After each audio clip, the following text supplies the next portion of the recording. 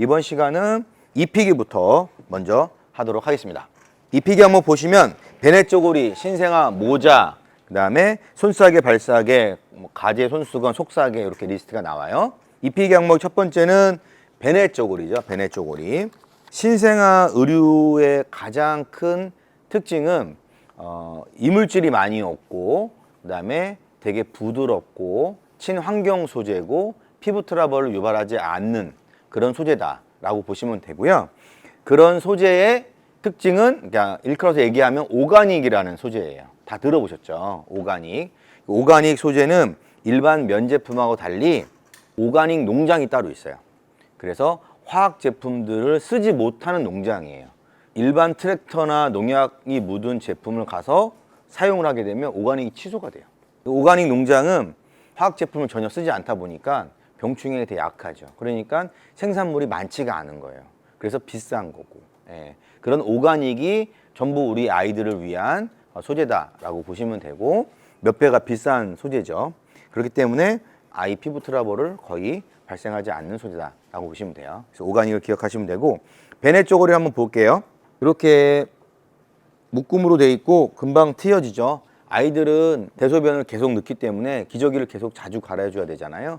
그래서 베네 쪼고리를 만든 거고, 이 베네 쪼고리에는 앞에 보시면 이렇게 손싸개 기능까지 같이 있어요. 그래서 아이들이 자기 얼굴을 뜯을 수가 있잖아. 상할 수가 있기 때문에 이렇게 돼 있고요. 요거는 보통 언제까지 사용할 것 같아요? 베네 쪼고리는 3개월, 5개월, 한 달 정도 보통 사용을 하는 거예요. 그렇기 때문에 막 20장, 30장 이렇게 할 필요가 없죠.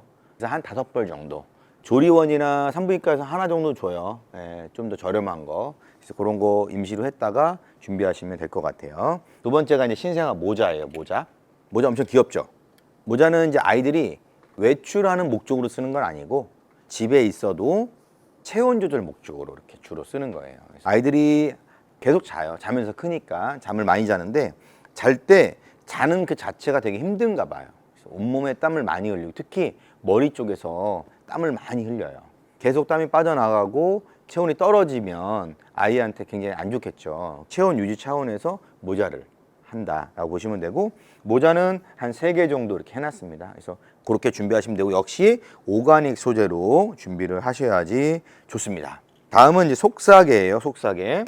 속싸개는 아기 피부에 직접 닿는 거니까 당연히 저자극이고, 기본적으로 우리 아이를 잘 싸야지만 아이가 중간에 뭐 깨지도 않고 잠을 편안하게 잘 수가 있죠.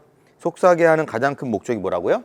네, 움직이지 말라고 하죠. 보통 이제 아이들 엄마 뱃속에 있는 그 상태를 유지하게끔 하는데, 한쪽에 머리를 넣을 수 있는 공간이 나오죠. 그래서 머리를 넣을 수 있는 공간이 나오고, 이 공간에서 우리 아이 머리를 넣거나 접거나 해가지고 하시면 되고, 한 5개 정도 했는데 유모차나 아니면 침대 바닥에 깔 수도 있고요. 땀을 많이 흘리는 베개에다가 중간에 깔 수도 있고, 속싸개 용도로만 쓰지 않고 이불 대용이나 얇은 요 같은 거 대용으로 많이 쓸 수 있기 때문에 한 5개 정도면 오랫동안 쓸 수 있다고 생각이 됩니다.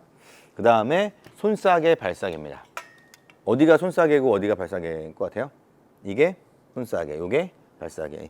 이제 수직 수평으로 돼 있죠. 이제 발싸개. 딱 봐도 발싸개죠. 역시 손싸개는 아이 손톱을 얼굴로 보호할 수 있게끔 준비를 하는 거고, 발싸개 같은 경우는 뭐 실내에서 거의 외출을 많이 신생아 때 못 하니까 역시 체온 보온 차원에서 합니다. 그래서 손싸개는 한 3개 정도, 발싸개는 한 2개 정도, 많이 필요 없습니다. 그렇게 준비하시면 됩니다. 가재 손수건은 제가 몇 개로 체크했죠? 30개로 대놨어요. 그래서 가재 손수건은 제일 많이 필요해요. 30개도 사실 부족할 수가 있고, 쓰다 보면 여러 가지 묶고 닦고 하는데 잘 안 질 때가 있어요. 되게 지저분하면 버려야 되잖아요. 그러니까 한 30개 정도 하고, 아이들이 이제 컸을 때는 좀 더 자라서 6개월 이후시 시작하고 할 때는 이제 앞에 받침, 침바지용으로 쓰셔도 되고, 들고 다니는 외출용으로 쓰셔도 되고 하니까 여러 가지로 많이 필요합니다. 그래서 요거는 한 30개 정도 준비하고, 뭐 제품 살 때도 추가로 뭐 구매하시고 뭐 서비스를 받기도 하니까 그렇게 해서 준비하시면 손싸개는 충분합니다. 그 다음에 신생아 양말인데요. 신생아 양말 같은 경우는 그렇게 많이는 필요 없어요. 외출을 그렇게 많이 안 하다 보니까 두세 개 정도만 있으면은 양말은 되고, 그 다음에 턱바지 한번 볼게요.